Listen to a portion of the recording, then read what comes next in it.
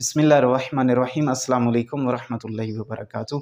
अज़ीज़ानी मोहतरम, गुस्ल जनाबत करने का तरीका बताने लगे हैं। बहुत ही अहम मालूमात फ़राहम करने लगे हैं कि जो अहबाब ये सवालात नहीं करते हैं, शर्म की वजह से नहीं करते हैं या फिर जानबूझकर नहीं करते हैं और वो अपने गुस्ल को ठीक तरीके से नहीं अंजाम देते हैं, जिसकी वजह से उनकी इबादत भी ज़ाय हो जाती हैं। तो कोशिश करें कि ये वीडियो जो है आखिर तक ज़रूर देखें, बहुत सारी आपकी इस्लाह हो सकती है। तो अज़ीज़ानी मोहतरम, सबसे पहले यह है कि सबसे पहले अपने बदन को पाक कर लें।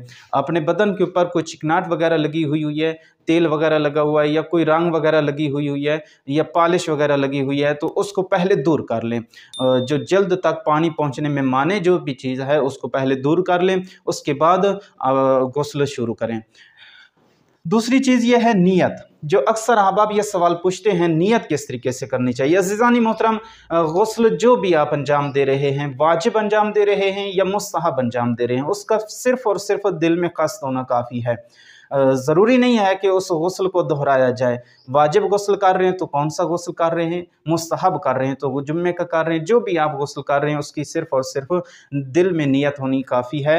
लंबी चौड़ी उसकी तमहीद बांधने की ज़रूरत नहीं है। उसके बाद आपने कुर्बतन इलल्लाह की नीयत से गुस्ल करना है, चाहे मुस्तहब गुस्ल कर रहे हैं, चाहे वाजिब गुस्ल कर रहे हैं, कुर्बतन इलल्लाह की नीयत से करना चाहिए। अगर आप तरतीबी गुस्ल कर रहे हैं या इल्तिमासी, तो उसका भी दिल में क़स्द होना ज़रूरी है कि तरतीबी गुस्ल कर रहा हूँ या फिर इल्तिमासी गुस्ल कर रहा हूँ। इंशाल्लाह इल्तिमासी गुस्ल भी बयान करेंगे किस तरीके से इल्तिमासी गुस्ल किया जाता है। इसके बाद तरीक़ाकार क्या है। नीयत उस वक्त करनी है जब आपने अपने बदन को पाक कर लिया है, साफ़ कर लिया, उसके बाद आप गुस्ल करना शुरू करते हैं, तो उस वक्त आपने नियत करनी है। नियत करने में सबसे पहले सर और गर्दन को धोना है। कहेंगे कि ये तो तरीका हमें पता है, लेकिन बहुत सारी गलतियां अभी मैं बयान करूंगा।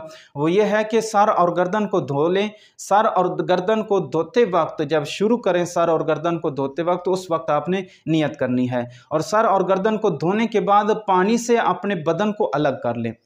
अगर शावर वगैरह से आप गुस्ल कर रहे हैं या फिर पैप वगैरह से आप गुस्ल कर रहे हैं, तो सबसे पहले सर और गर्दन को धोने के बाद अपने बदन को अलग कर लें। उसके बाद क्या है, उसके बाद यह है कि दायां हिस्सा धोएं। सर और गर्दन धोने के बाद अपने बदन को अलग करने के बाद दाएं हिस्से को धोएं और दाएं हिस्से को सही तरीके से धोएं। ज़रूरी नहीं है कि 3 बार पानी डालें, 1 बार भी पानी डाल लें और इत्मीनान हो जाए कि मेरे बदन तक पानी पहुंच चुका है, तो फिर वही काफ़ी है।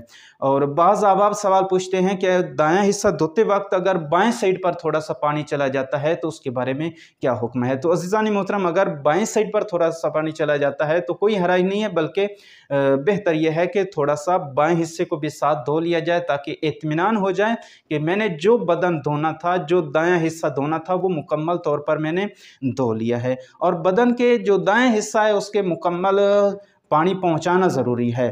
और इसके अलावा जो है, बायां हिस्सा जब आप धोने लगें, दाएं हिस्सा धोकर अपने आप को फिर अलग करें। उसके बाद आप अब अपने बाएं हिस्से को पानी के नज़दीक लेकर जाएं। उसके बाद आप जब मुकम्मल तौर पर धो लेंगे तो इत्मीनान हासिल कर लें कि मैंने मुकम्मल तौर पर अपने बदन को धो लिया है।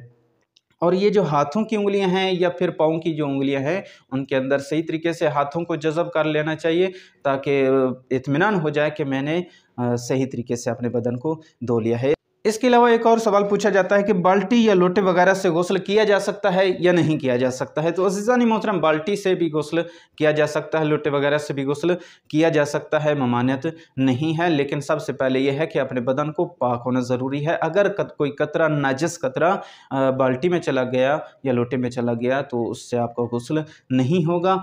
तो अज़ीज़ानी मोहतरम, इस तरीके से हम बहुत सारी वीडियो बनाते रहते हैं और कोशिश करें कि चैनल को ज़रूर सब्सक्राइब करें, ताकि अहले बैत अलैहिमुस्सलाम का जो पैगाम है सब मोमिनीन तक पहुँचता रहे। वस्सलामु अलैकुम वरहमतुल्लाहि वबरकातुहू।